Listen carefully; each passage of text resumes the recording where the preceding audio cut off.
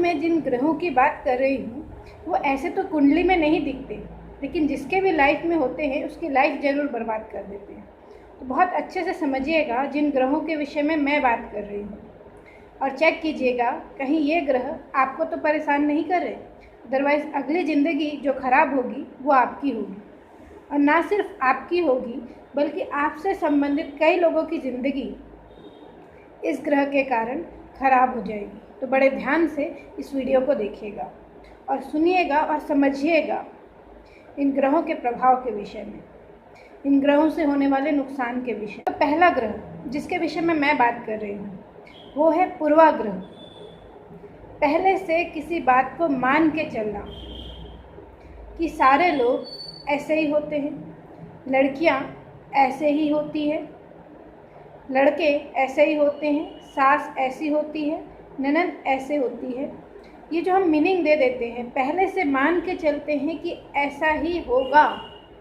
ये जो पूर्वाग्रह होता है ये बाकी ग्रह से कई ज़्यादा गुना नुकसानदायक, ज़्यादा परेशान करने वाला होता है। पता है क्यों? क्योंकि जिस साइंस में मैं काम करती हूँ, जिसका नाम है न्यूरो लिंग्विस्टिक प्रोग्रामिंग NLP, उसके हिसाब से जब आप किसी भी तरीके का बिलीफ अपने अंदर बनाते हैं कि ऐसा होगा वैसा होगा, तो आपका सबकॉन्शियस माइंड या अवचेतन मन, जिसका काम होता है सिर्फ आपकी कही गई बातों को सच साबित करना, वो हमारी सृष्टि से उस अच्छे अवसर को जो हम नहीं देखना चाहते हैं अपने बिलीफ के कारण, उसको हटा देता है या आ रहे अवसर को ट्विस्ट कर देता है। मतलब हमारे आंखों के सामने से हटाता तो है ही, साथ ही साथ उसे अलग तरीके से रिप्रेजेंट कर देता है, उसके मीनिंग को चेंज करके हमारे सामने रख देता है। इस तरीके से मैं इसको समझाती हूँ। देखिए, पूर्वाग्रह से जब भी हम ग्रसित होते हैं तो कुछ ऐसा होता है। सास और बहू के एग्जाम्पल से आपको समझा देती हूँ। जब भी बहू ये सोचती है कि सास बुरी है या सासें बुरी होती है, तब अब ये जब बहू अपने ससुराल जाती है, अब ये देखती है कि सास कुछ बुरा कर रही है, तो आपका माइंड, आपका सबकॉन्शियस माइंड उस चीज़ को बहुत बड़ा बना के दिखा देता है। इसको हम NLP के लैंग्वेज में डिस्टॉर्शन कहते हैं। डिस्टॉर्शन मतलब जो चीज़ जैसी है उसको वैसे ना समझ के उसकी मीनिंग को चेंज कर देना, जैसे सांप को रस्सी, रस्सी को सांप समझ लेना। दूसरा, अब जब सास जब भी अच्छा कर रही होती है तो हमारा जो सबकॉन्शियस माइंड है, क्योंकि हमने मान के चला है कि सास बुरी होती है, तो उस सास के किए हुए अच्छे कार्य को वो डिलीट कर देता है। हम और आप एक बात को बहुत अच्छे से समझते हैं कि हम बाहर की दुनिया में कम और अंदर की दुनिया में ज़्यादा रहते हैं। और अगर ऐसा मैं कहूँ तो कुछ भी गलत नहीं होगा कि हम पूरी दुनिया को इस अंदर की दुनिया से समझते हैं, राइट? हम इस बाहर की दुनिया में अपने मन की दुनिया से चलते हैं, इसलिए ऐसा कुछ हो जाता है। इसके बाद हमारा माइंड करता ये है कि अब जो भी सास ने 1 या 2 बार कुछ गलती की, उसने कुछ आपके साथ गलत किया, उसको वो जनरलाइज कर देता है कि देखो हमारी सास ने इतनी बार गलती की, इतना गलत किया, मतलब सास गलत है। मैंने आपको शुरू में ही कहा कि जो हम मान लेते हैं उसी को बस हमारा मन सच साबित करने में लग जाता है, तो इसी वजह से वो ऐसा करता है। इसीलिए पूर्वाग्रह से ग्रसित मत रहिए, हमेशा संभल के चलिए कि कहीं मेरी ज़िंदगी को मैं पूर्वाग्रह से ग्रसित तो नहीं कर रही हूँ।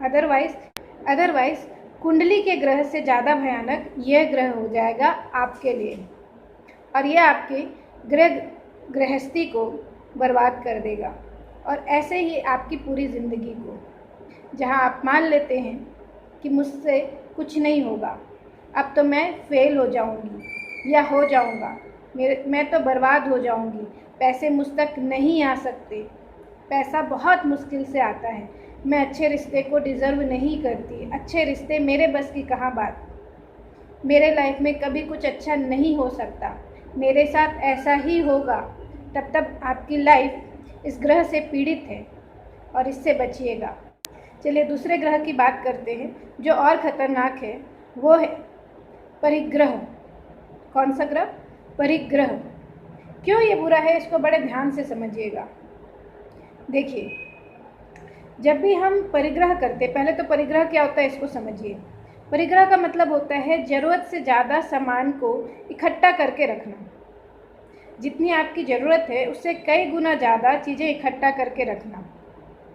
और आज साइंस भी मानता है कि ये एक पागलपन की श्रेणी में आता है अगर आप ज़रूरत से ज़्यादा चीज़ें इकट्ठा करते हैं तो।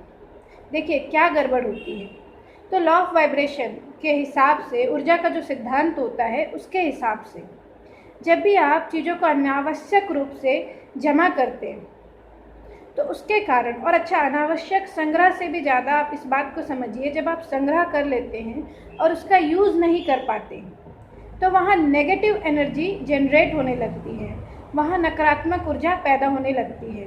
और जब नकारात्मक ऊर्जा वहाँ पैदा होती है तो उसके कारण आपकी लाइफ ख़राब होने लगती है, आपके रिश्ते और लाइफ के बाकी सभी एरियाज़ ख़राब होने लगते हैं। इसलिए चीज़ों को ज़रूरत से ज़्यादा कलेक्ट ना करें। जितनी ज़रूरत हो, जितनी आवश्यकता हो, जितनी भविष्य के लिए कुछ मात्रा में ज़रूरत हो, उतनी ही जमा करें, उतना ही संग्रह करें।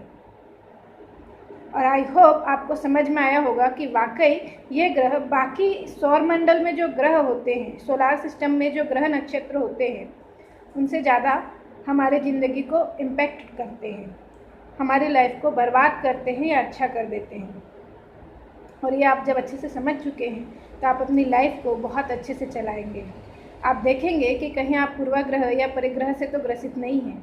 आपको ये मेरी बात बहुत जल्दी बार बार याद आने वाली है जब भी आप कुछ ऐसा करेंगे, और मुझे पता है आप उससे बच पाएंगे।